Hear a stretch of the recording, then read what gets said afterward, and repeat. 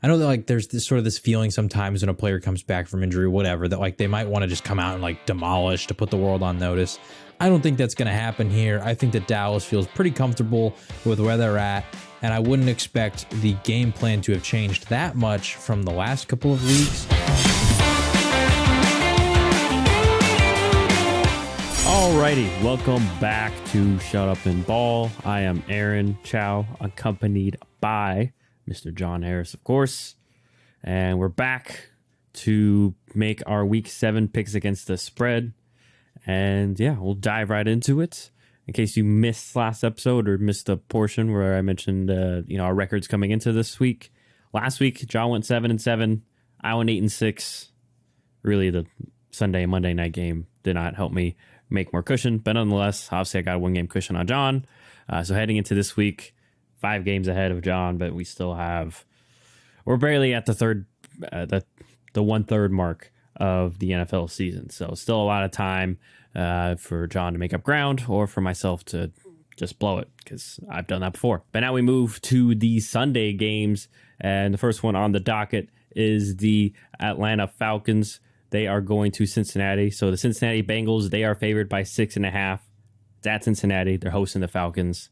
Sorry for getting that a little bit backwards. Anyways, though, John, you going with the Cover Kings again, or are you riding with the Bengals? I'm going with the Cover Kings. Ever since you told me that like 2 weeks ago, I've ridden the wave, and they have not failed me yet.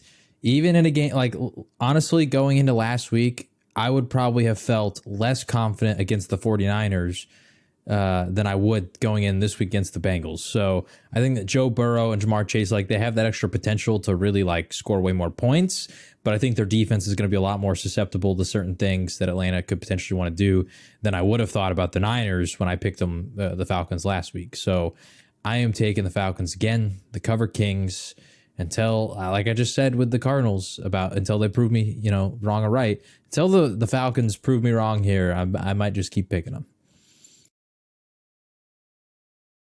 Yeah, I'm going with the Falcons too.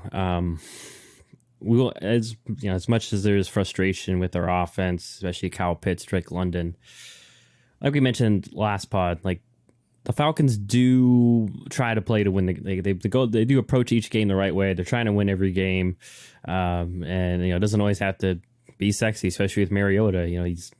I will say he's been more careful with the ball. Maybe that's something that Arthur Smith's been able to get into his head a little more. And also they just managed him by not really letting him throw very much. And the Atlanta defense has been surprisingly solid too. And we mentioned, the Bengals, they had issues last week because, they won, but they've had issues with their offense recently. Teams are kind of figured out, what some of their tendencies, what some of the route combinations, especially, in certain formations, and their lack of pre-snap movement or just bunching guys up. It's just really relying on their wide receivers to win the matchup, basically, or find a way to get open. And they may not win this game, but yeah, I think that they'll keep it close, definitely, like John probably alluded to. And for the Bengals, I'll be interested to see how well their defense does. Their defense has kind of been low-key their saving grace this season. The offense has had their moments and spurts, but the defense has been more consistent for them to rely on. So, I'll be interested to see if they can contain the Atlanta run game, because it is that Tennessee-style offense where they want to establish the run, and then when they do pass, they want to hit you with the play action. So I am going with the Falcons as well, although don't think they'll win, but who the heck knows? They're 3-3, doing much better than I'm sure we both anticipated prior to the season. So we both go Atlanta there. Now we head to the wonderful AFC South for a divisional matchup that I'm sure we're all excited for outside of Indianapolis and Tennessee. But the game's at Tennessee, and the Titans are favored by 2.5, hosting the Indianapolis Colts. Titans coming off their bye week. Colts coming off that big win against the Jags. That late touchdown, Alec Pierce. So, John, do you think the Colts keep riding this hot wave, or the Titans bounce back off their bye week? Yeah, so for this game, obviously they've already played once, and I believe Tennessee won that game by like a touchdown, I think it was. It was like 24-17, somewhere around there.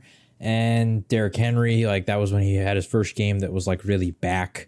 And so I'm going to go with, surprisingly here, I think the Colts. Honestly, I think they've kind of flown a little bit under the radar recently. They haven't been the prettiest of wins, but they managed. I think they've won 3 straight where they beat the Chiefs, then they beat the Broncos, and both those games are very low scoring, and so I give credit to their defense there.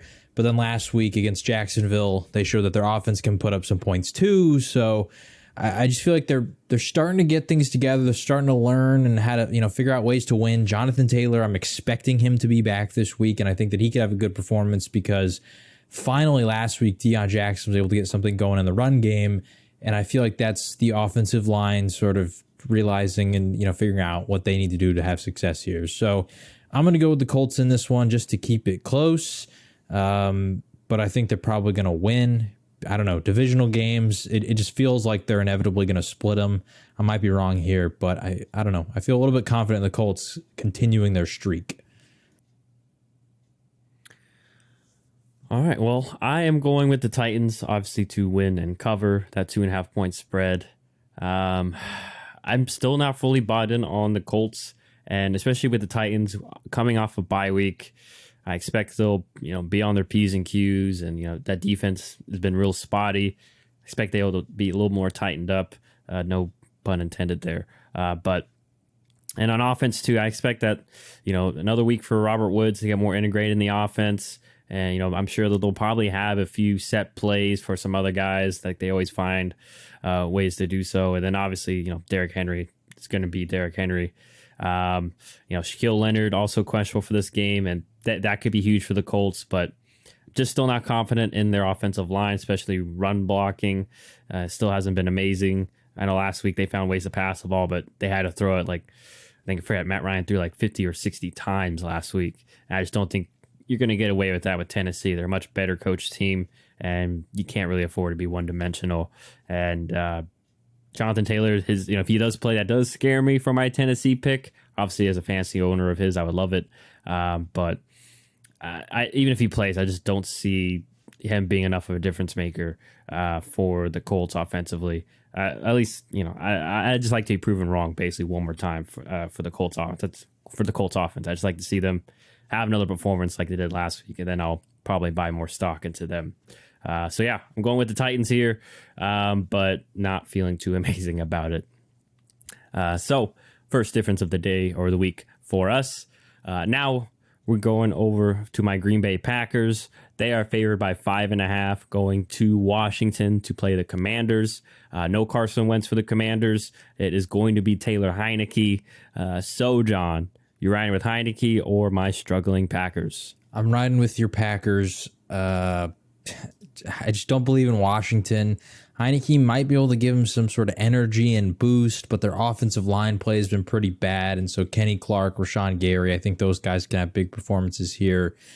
So there's just not a lot for me to believe in for Washington. I just don't know where their offense is going to come from. Even their receivers, who are very talented, have not been massive impact performers in recent weeks. And I know that a lot of that blame is going on Carson Wentz, but I just think that there's a lot more issues on this team than just him. And we're going to see that with him gone, that they're not magically fixed all of a sudden. And as much as, people want to hate on Wentz, this is a downgrade. Heineke is not as good as Carson Wentz is. So I'm going with your Green Bay Packers here. It's not necessarily because I necessarily have tons of faith in them. It's more so I think that Washington is just not in a great spot. And it feels like if there's any matchup for Green Bay to sort of just get things right and, maybe get on a roll, this feels like the game to potentially do that. So I'm going to take the Packers. I'm rolling with you, John. As much as a skeptic I've been for my Green Bay Packers, no Carson Wentz. I'm just not confident that Taylor Heineke and this poor offensive line that the Commanders do have. They'll probably have some success running the ball, but I don't think they'll be able to lean on that to win the game. And then passing-wise, we all saw Taylor Heineke last year. It wasn't amazing. Now, maybe he does better because he didn't really have Curtis Samuel last year, but I just don't foresee that being a huge difference. And I would expect the defense, I would hope that they're more aggressive. Regardless, they match up pretty well with the Washington football team on that side of the ball. And luckily for my Packers offense, the Washington defense hasn't been great, and it is rather simplistic. And Rodgers was talking about simplifying things on the offense, which honestly, personally, I think it needs to be the other way around. I don't know. Nonetheless, I suspect even if the offense is still the same offense it's been all year, which has been this dink and dunk, quick pass offense, I suspect there will be that Rodgers will make enough plays, and these receivers are solid enough where we'll manage to score some points, and maybe the defense can have a key turnover or something of the sort. They really haven't had any big momentum. We just, as a Packer fan, I just feel like watching all our games, we haven't had many huge like momentum swing or even like a great quarter where like both sides of the ball are clicking and being all cylinders. So this is the game to do it. Like you mentioned, this is the perfect get right game, perfect situation with no Carson Wentz. But there was a time, not a while back ago, when Kirk Cousins was quarterback, and Green Bay. This was supposed to be Green Bay was going to Washington. It's supposed to be a get right game, and Fat Rob Kelly ran all over us. But then that did spark after that. We got it together and made the playoffs. So hopefully, though, this time we don't have to lose to get that going, and hopefully we can get a win here because we need to stay relevant in the NFC. So John and I both going with my Packers there to cover. I am not. I'm jumping off the pod curse bandwagon for my team. It's just been too real the past 2 weeks. So maybe this will get it back on track. But now we go to your game, John. Your Dallas Cowboys at Jerry's World. They are favored by 7.5, hosting the Detroit Lions. Lions coming off their bye week. Dallas, coming off that unfortunate loss against the Eagles. Dak Prescott is he supposed to be back? He has right? Officially been cleared medically. That doesn't necessarily mean that he's going to play, but I'm like 99% sure he's going to play. The only thing that would keep him out is if for some reason the coaching staff thinks that he's not ready yet. But I think he's probably ready if he's cleared medically.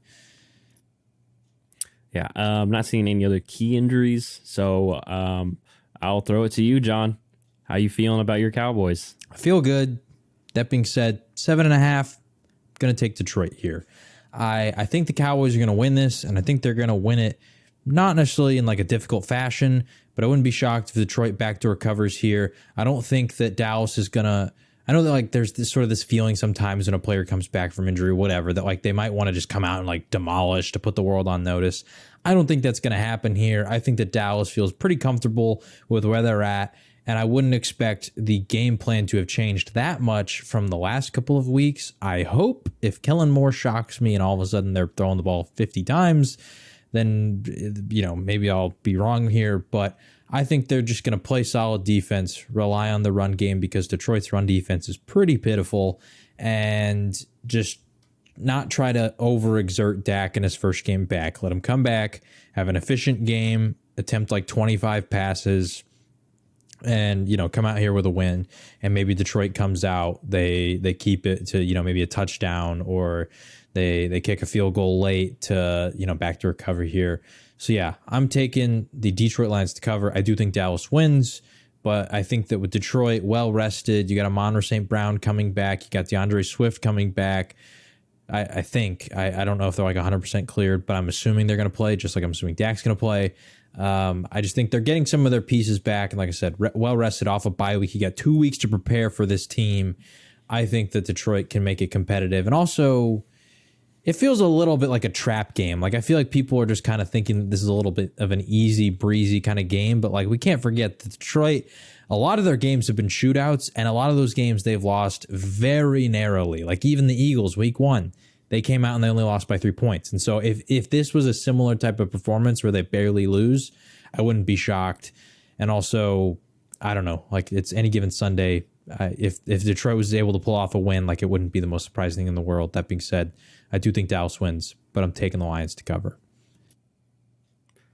I agree with you completely. I think Detroit's offensive lines is one of the more underrated offensive lines, probably one of the better ones, definitely in the league.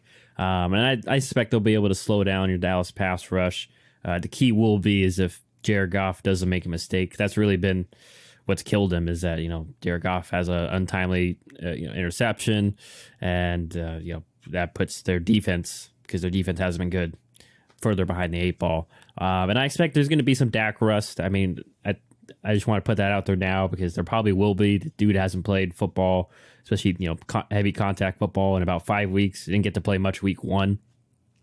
And it's always tough coming right back into things, being right back in the trenches, and with the bullets flying everywhere, theoretical bullets with guys coming at you. So and honestly too, I hope that they still kind of lean on the run game and have these creative run sets, but I fear that your offense is just going to fall into okay, we got Dak back, so we can just run our simplistic plays that and he'll find ways to fit the ball in there because he's amazing. He's Dak Prescott, and we'll just be super pass happy, even though the run game has been working pretty well. I just fear that they're going to fall a little bit into that trap, especially against, like you said, against Detroit. Potential track, you might just feel like, oh, this is the perfect. They just may feel it's the perfect opportunity to hey, like we can show that Dak's really back by just airing it out, and maybe we can try to get him like a crazy game, and that just may not happen. Although Detroit's defense is pretty poor, so it could. But I'm just who knows how much rust they'll have to knock off. So we both go Detroit there to cover, and obviously though we feel that Dallas will win that one. So hopefully for John's sake they do. But now we head over to the AFC North, where the Baltimore Ravens, they are at Baltimore, favored by 6.5, hosting the Cleveland Browns. Where are you going for this AFC North matchup, John? I'm going with the Baltimore Ravens here.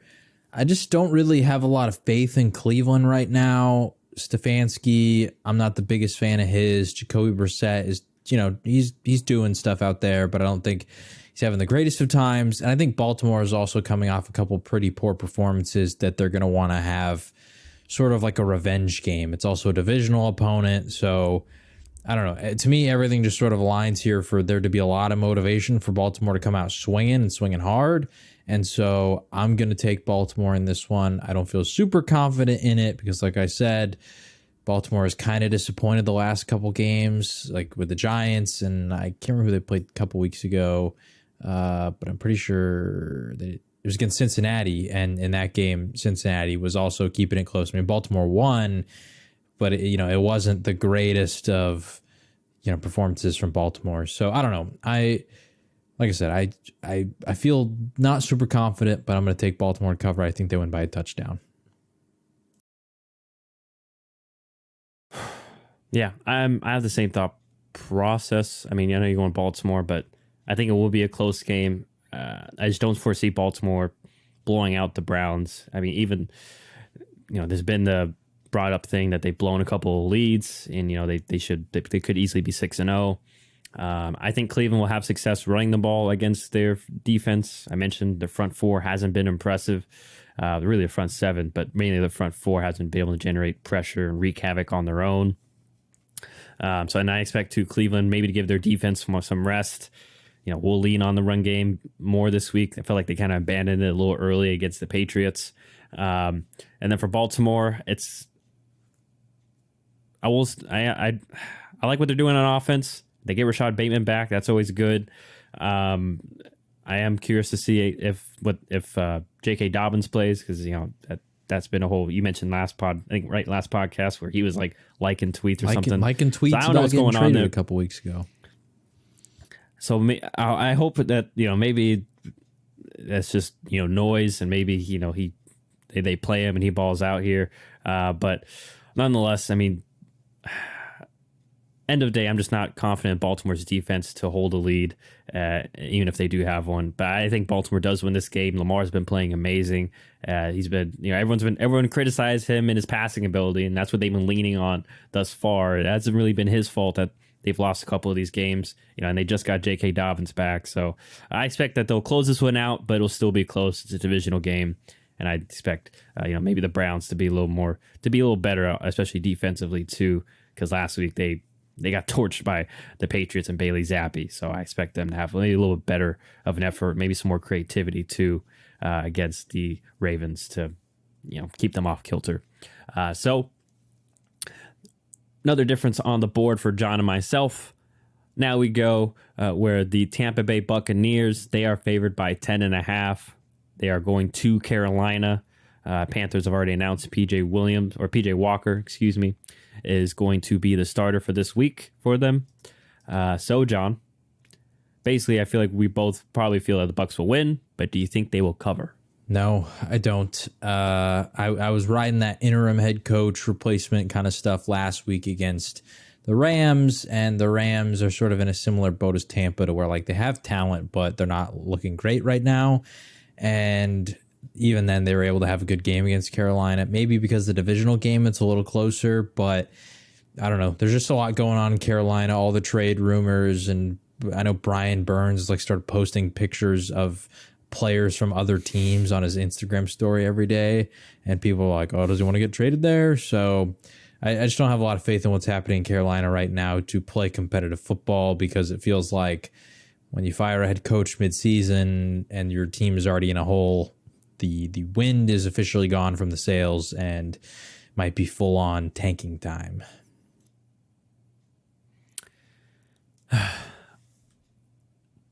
I'm going with Tampa Bay here to cover as well. I just like this has to be the, like you mentioned, get right game, and just more. The main thing, the reason I'm going Tampa Bay though is I just no belief in Carolina's offense. Like I mentioned last week, they only scored, their only touchdown was off a pick six. Otherwise, they had 3 points, and I don't expect it to get much better. I mean, there won't be the distraction of Robbie Anderson and getting thrown out, but this is still a really good Bucs defense. And I expect Tom Brady and the offense to get back on track a little bit here. They've had, especially running wise, they've had success against Carolina in recent years. They do have a little bit of a bigger O-line. Carolina's been more predicated on speed as opposed to size, and that's where the Bucs have been able to win that matchup, is just leaning on Leonard Fournette and their O-line, which I know is lesser than previous years, but still got some good pieces, and they've been, for the most part, they're still pretty solid. And I just think they'll be able to lean on that, have a few creative play action plays to hit Evans and Godwin for this one. So, yeah, I'm going Tampa as well. I'm not going to spend too much time on that game. But now we go to Jacksonville, where the Jaguars, they are favored by 3.5 against the New York Giants. The disrespect for the Giants continues, John. Are you going to give the Giants their respect, or are you going with the Jags? I am going with the Giants here. I think that they're just record-wise and performance-wise, they've been the better team as of late, and so I'm just keep it short and simple. I'm kind of surprised that they're not favored. I know that the Jags are at home, but still, like usually the home field advantage, a lot of people would say it's 3 points. I've even heard some of the betting pros start to say it's actually more like 2.5 points. And so then at that point, you're saying that the Jacksonville Jaguars are better than the Giants. I think the Jags have a chance to win this game, but just based on the line right now, I feel like the Giants are definitely the value pick. Yeah, I'm going with the Giants also.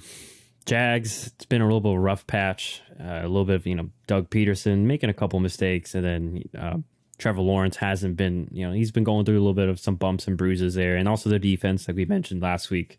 Some guys got picked on, like Shaq Griffin. And the Giants, they've always found a ways to hang around and win, or either win or just stay close in these games. And I'll give credit to their coaching staff, like we have.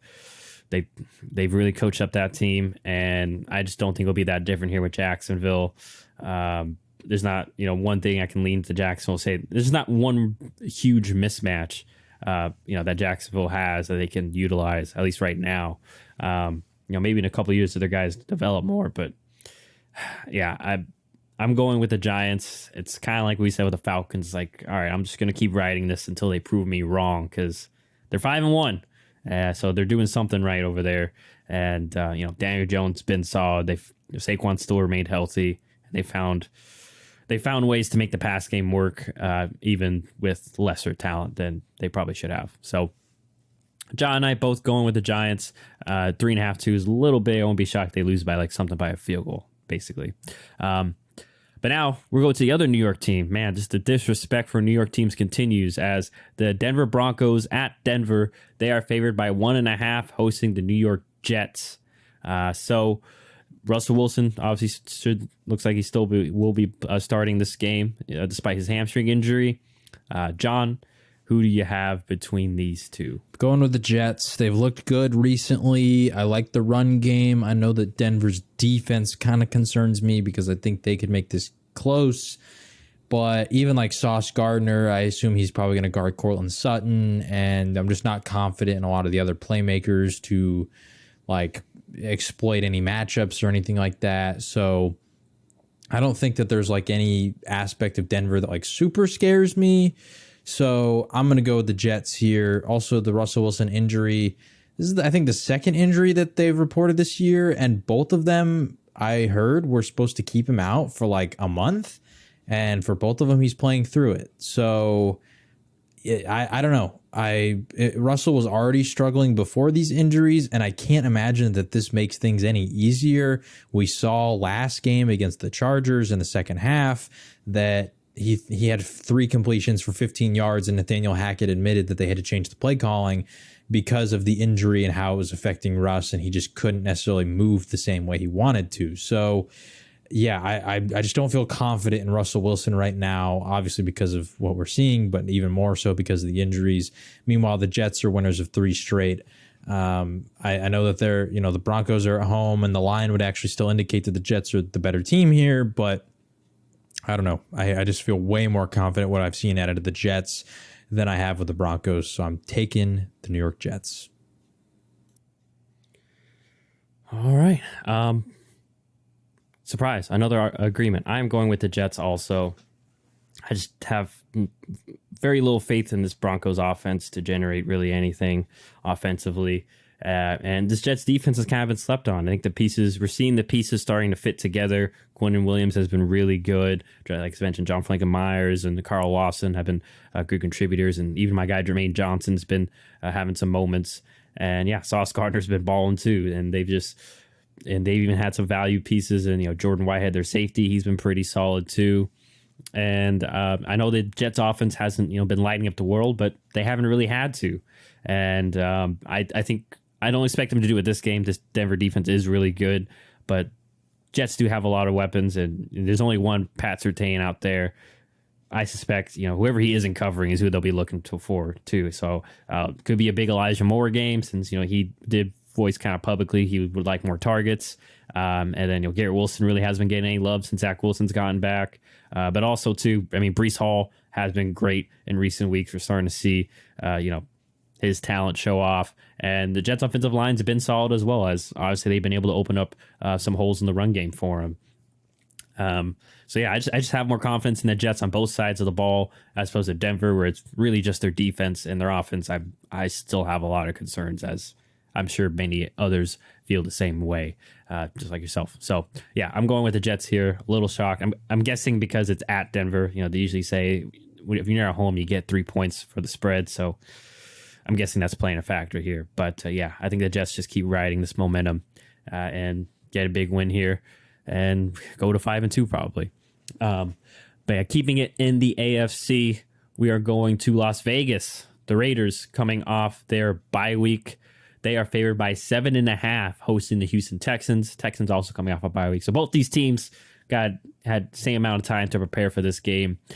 So John, do you think that Houston can cover this spread? Because I anticipate we both feel Vegas will win. So initially, I actually did pick the Texans to cover here, but I swapped a little later because, like you said, both teams coming off a bye week, and I think I'm just banking on the Raiders having this sort of come to Jesus moment in this game where they figure things out. Like all of a sudden everything starts clicking because they've looked competitive so far, but they're 1-4, and that's just not what I expected from this team. And so maybe I'm drinking the Kool-Aid and thinking that they're better than they are. But like I said, I think both of us think they're going to win, but I think that this is a game where we're going to see them like try to make a statement and like really build some momentum off the bye week to come out here and, go on a little streak here. I'm going to pull up their schedule real quick because I do want to see the rest of the games after this. So they got Texans this week. Then they play the Saints, the Jaguars, the Colts, and then the Broncos again, then Seattle. I mean, like that whole stretch, those are winnable games. I'm not saying they're going to win all of them, but like they already beat the Broncos. The Jaguars are kind of floundering here. The Saints are dealing with a ton of injuries. The Colts are figuring things out, but like you never know by that point. They might be back in their old ways and sucking. And Seattle, the defense has been giving up a lot of points for the most part. So like I feel like this is kind of the game where if I'm Josh McDaniels, I'm looking at the schedule and I'm saying we need to win this game and we need to win convincingly. We need to come out. We need to execute. This game has to be full of like just doing the right thing on every single play. And that can maybe start a streak. Because then, at the end of the season, they got a lot of heavy hitters. The Chargers rematch, the Niners, the Chiefs rematch. They got the Rams in there. Maybe the Rams have made some moves by that point. So, like, they got a backloaded schedule here. And so I think that they're going to want to really capitalize. So I'm going to go with the Raiders here. Also, I know Derek Stingley has been, like, solid so far. But there have been times, like, I know when the Texans played the Broncos, he got a couple pass interference calls, and I just feel like this is one of those games where Devontae Adams he's going to be one of those sort of welcome to the league moments. I know he's already had a couple, but Devontae off a bye week, I'm not betting on Stingley to have success. All right, well, I think the Raiders will win, and I fully expect something like for Devontae to definitely have some success. But I'm going with Houston. I don't think that they will win per se, but I do think Houston will cover. They've shown that they're still pretty well-coached team, and especially with the bye week, I'm sure they'll have their own creative ways to slow down the Raiders' offense. And we've mentioned it before, and I'll say it again. Outside of Max Crosby, really, not a lot of difference makers for the Raiders on defense. So I suspect that the Houston offense probably will be leaning on Dameon Pierce a lot more now. And Lovie Smith's already said he would like to get Dameon at least 20 touches or carries a game. So I won't be shocked if that's what they're going to do right off the gate. And they do still have, Brandon Cooks. He's been solid. And so I think Nico Collins as well. Like we said, Davis Mills, he's probably not going to be a franchise guy, but he has shown that he is solid at least. And especially against, like I said, a Raiders defense with not a lot of guys that scare you per se. I think that they'll be able to move the ball at least somewhat to keep it close. But at the end of the day, Raiders offense, we know they have more weapons and more studs. Derek Carr, Hunter Renfrow, Darren Waller, and obviously Devontae. And Josh Jacobs has been a revelation for them too. He looks like he's already, he looks like what he was looking like his rookie year. Running with a good amount of speed and power and just tenacity. So yeah, I am going with Houston, but once again, kind of threading the needle. I suspect that the Raiders will win. I almost said Oakland, that the Raiders will win, but Houston covers. So third disagreement for John and myself there. Now we head a little bit further west to the West Coast to Los Angeles, where the Los Angeles Chargers, they are favored by 6.5, hosting the Seattle Seahawks. Who do you have between these two, John? I'm going with Seattle here. I know that the Chargers have some talent, and if Keenan Allen comes back this week, that could be solid, and this could be a get-right game. But I haven't really been impressed with the Chargers offense, and that pains me to say because I'm not a Chargers fan, but like I like Justin Herbert, I like Austin Eckler, I just like all the guys they got over there, and I think that they just have so much talent. But I don't know. I just when Next Gen Stats from Amazon Web Services, they put out these charts all the time, and they put out Justin Herbert's passing chart the last couple of weeks, and they're just not really attempting passes deep. And I don't know if that's because the offensive line's not holding up, or they're just like the receivers, like I've already mentioned before, without Guyton, that kind of lack the speed to make it happen. I assume it's probably a combo of both. Of your receivers aren't quick enough to get down the field before the offensive line is holding up. But also, I kind of think it's a little bit of play calling. I haven't really ever seen anybody that's like necessarily gone after. I think his name's Joe Lombardi is their offensive coordinator, but I just haven't been super impressed recently. It feels like everything is just really quick dump offs, and my inclination wouldn't be to immediately blame Justin Herbert because the guy is a rocket of an arm, and we've seen him just chuck that thing deep plenty of times in the past. And so the lack of stuff down the field, like I said, it's probably a combo of this lack of speed, offensive line issues, all that kind of stuff. But I don't know. The offensive play calling in they're not doing stuff creatively to like buy time for Herbert, like design rollouts or anything of that sort. So I'm going Seattle here just because although I think the Chargers are the better team and should probably win here, Seattle has been feisty, and they've been in a lot of games that I didn't think they would be. And I just have some issues on the underlying surface of what's happening with the Chargers offense. All right. Yeah. You really hit the main point for me is like not a lot, just not an explosive guy deep downfield.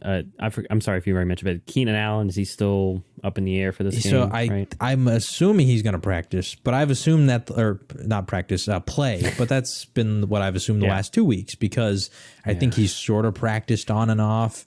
They expect him to practice this week, so I really don't know. We'll see. I don't know. Yeah. So I'm going with Seattle to cover. I think LA wins.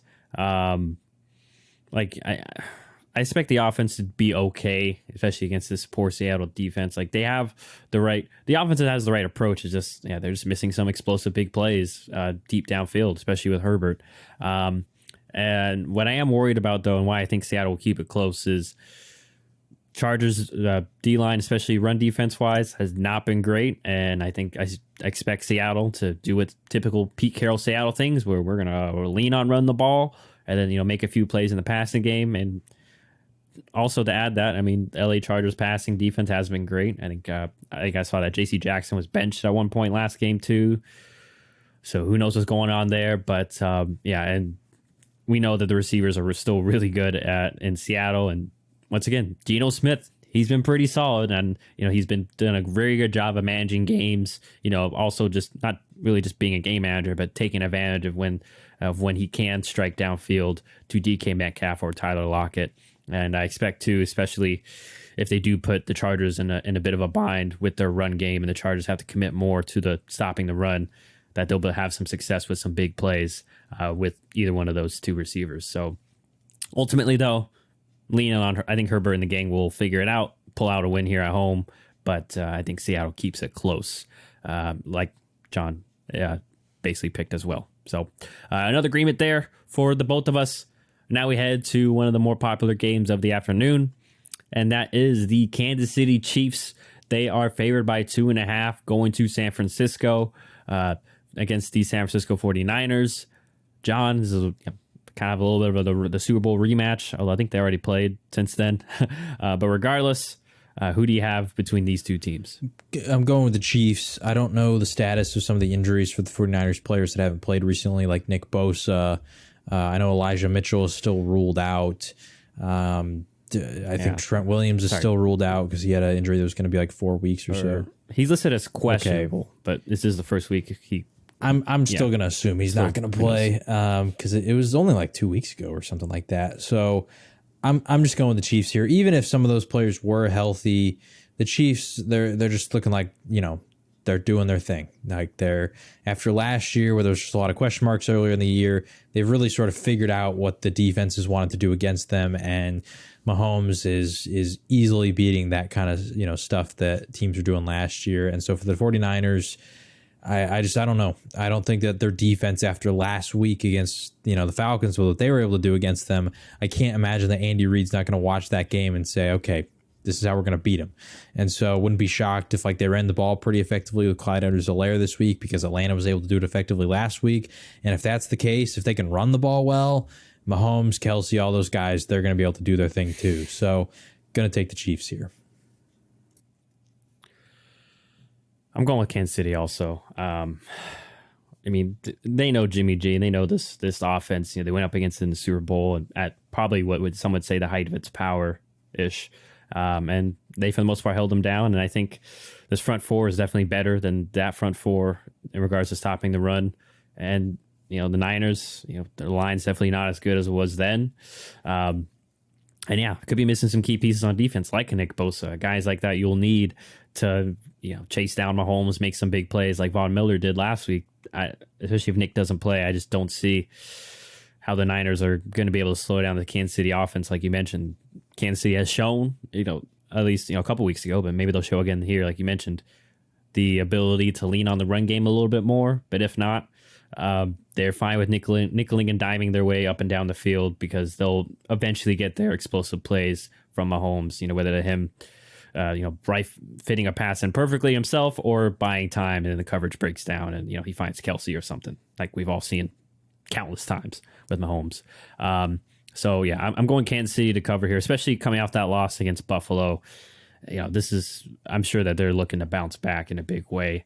Wow, fortunately for San Francisco, it just feels like they go through this little stretch every year where like they get killed by injuries, then they take a few a couple losses, and then we're like, oh, well, San Francisco must be not very good, and they sneak in the wild card and then make noise in the playoffs because they finally get healthy or figure out how to make whatever personnel they have work to win. So, but I'm not thinking that's going to happen this week, as John and I both go Kansas City.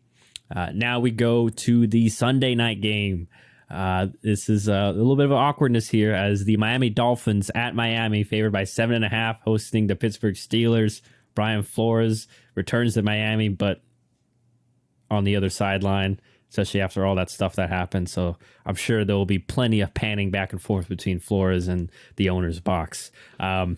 So, John, and the Brian Flores revenge game, who do you have here? I'm taking Brian Flores. I think the Steelers are the kind of culture that Mike Tomlin is going to use the crap out of this narrative to motivate the team the whole week and say they disrespected this guy. He's a part of our team, our organization. We're going to go out there and we're going to smack him around. And with Tua, I think he's cleared to play. He's going to be coming back from the concussion stuff. I still think that there's going to maybe be just a little bit of rust because you haven't played football in a couple weeks. And with a concussion, you really haven't done anything in a couple weeks. So I just think that with the Dolphins as well, like they've been good so far at moving the ball, but their red zone offense has kind of been a little suspect. They haven't been able to punch the ball in that effectively. And I think that goes to the fact that I just don't really believe in their run game that much. So I'm going to take the Steelers to cover. I don't think they win, but I think they'll keep it close. I don't know. Mike Tomlin in prime time, it just feels like he's going to make this game be really gritty. I don't know how, but whatever way it takes to make this thing close and almost unbearable if it needs to be, that's what he's going to do.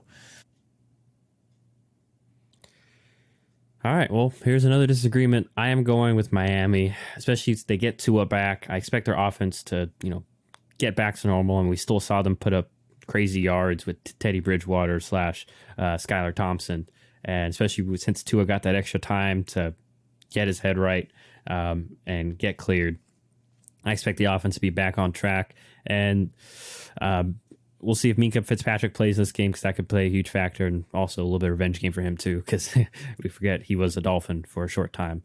But I just think on the other side though, Pittsburgh, they got. I am scared a little bit because, like Tampa Bay was a little over aggressive last week, and that led to opportunities for Mitch Trubisky and the gang to convert some long third downs. Miami has been a little too aggressive, their defense. Hopefully they dial it back a little bit because you really don't need to blitz Pittsburgh because they're, we know their line isn't great, and Mitch Trubisky is bound to make a mistake, whether it's him or Kenny Pickett. I just think that the offense, did enough last week, but it still wasn't perfect. It was, kind of in spurts, and I expect that the Dolphins defense hopefully is a little more conservative, makes Pittsburgh methodically drive down the field as opposed to just, leaving one-on-ones, because that's what Pittsburgh wants with their stud receivers and Pickens and Claypool and Deontay, is they want you to leave them one-on-one so they can at least throw the ball up and give those guys a chance. So hopefully Miami, it doesn't do that too much, or if they do, they come on the better side of those one-on-one matchups. But regardless, like I said, I expect the Miami Dolphins to, just be better, and I just don't think Pittsburgh's offense will do enough. So another disagreement for John and myself and that one is the Sunday nighter. Now we go to the Monday night game, and we talked about how Amazon kind of got the short stick. Seems like ESPN is going to get the short stick too here for another week as the New England Patriots at New England. They are favored by 7.5, hosting the Chicago Bears. Mac Jones still questionable for this game, so it could either be him or Bailey Zappi. Hasn't really proved to be too much of a loss of Mac Jones thus far. So, John, who are you going with here? Going with Zappy and the Patriots or Justin Fields and the Bears? I'm going with Zappy and the Patriots. I know the spread is big, but it's in Foxborough. And although this isn't the sexiest of matchups, I think that ESPN can feel at least relieved that Bill Belichick tends to at least make a good performance, whether it's a good game defensively and, it's a close one, or if the other team is struggling, typically Bill Belichick's going to capitalize on that and his teams are going to do well. So with Chicago in the current state that they're in, Bill Belichick's record against young quarterbacks, I think it's going to be a tough outing for Justin Fields. I don't know. I don't like Bill Belichick, by the way. He's done it again with another cornerback late in the draft with I think it's Jack Jones from Arizona State, looking really good, the rookie. So I think that he could have success covering Darnell Mooney, and I don't know what anybody else is going to do on that Bears offense. So I'm going to take the Patriots here. I don't really care if it's Mac Jones or Bailey Zappi. The Bears just haven't looked great enough that I think the Patriots can put up a pretty good amount of points. And honestly, like if the Pats are able to reach 21 points offensively, I think they can cover, because I'm not sure I believe in Chicago's ability to get to 14 in this game against Bill Belichick. So going to take the Patriots here to win and cover. Same. Like I don't want to beat a broken record here, but we've already mentioned how simplistic / handicapping that the Bears offense is for Justin Fields. And we all know Bill Belichick's record against, young quarterbacks. I expect this Patriots defense, low key, once again, as always, people forgetting, very good defense. They're finding ways to stop teams, create turnovers, just wreak havoc. And the offense, once again, too, has done enough where it hasn't been a liability. They've, found ways to either eat clock and control and generate points, basically, and then have some creative passes, even if it is Bailey Zappi behind center, find some good play action plays or passes for him to, get the ball to. Tyquan Thornton, like I mentioned, had a pretty solid week last year, and he's proven to be probably their main speedster, with the jet sweeps or some deep passes. So especially if it is Mac Jones, I think that they'll bounce back here, but wouldn't be shocked if we see just one more Bailey Zappi game so that Mac has another week to rest. But regardless, whether it's Mac or Bailey, I'm with you. I'm going New England to win and cover here. This one feels like it's pretty open and shut, unfortunately. So those are the picks for week 7. We have only 4 differences, but who knows? I mean, that could... They swing one way, you get 3 or 4 of those, or all of them. I mean, if you want to be greedy, but you get 3 or 4 of those John's way, then we got a contest going forward. Not that we don't now, because that could easily happen. But yeah. Other than Here that, is actually where I think we could maybe spice this week up, and let's do the locks again. Okay. I have rethought the locks system, and I think last week we kind of take that as a practice week, because I believe. Yeah. I got the Minnesota lock right, and you got the... I said Pittsburgh was one, and Pittsburgh was wrong. Yeah. Or Tampa Bay, sorry. I picked Tampa Bay to beat Pittsburgh. I was wrong. Was right, and I picked San Francisco, I think actually all 3 of yours were wrong, and my Baltimore one was wrong. I got Minnesota right. Well... Because Chargers didn't cover. I think they got the Chargers. They didn't cover. Oh, cover. Okay. I thought we were doing by just wins. We're going against the spread here. We're making it tough. Okay. But here's how we're going to do the system here. All right. Obviously, we're going to alternate in snake drafts. So last week you went first. This week I get to go first. But we're going to leave it now. You only have to pick a minimum of 1. If you don't want to pick more, you don't have to. Okay. But here's the stipulation: if you pick multiple and you get 1 wrong, they're all void. It doesn't matter if you get any of them right. So that's why these are your locks. Like, you truly believe these are all going to be correct. And then at the end of the year, we can see who overall got more lock points on top of, obviously, our picks against the spread, who had the better record. So if you get if you get all of them correct, then you get like a point per game, essentially. But if you get 1 wrong and you got a couple more correct, all of them are void because you got the 1 wrong. Okay? I am going to start off, and I am going to start with your Green Bay Packers against Washington.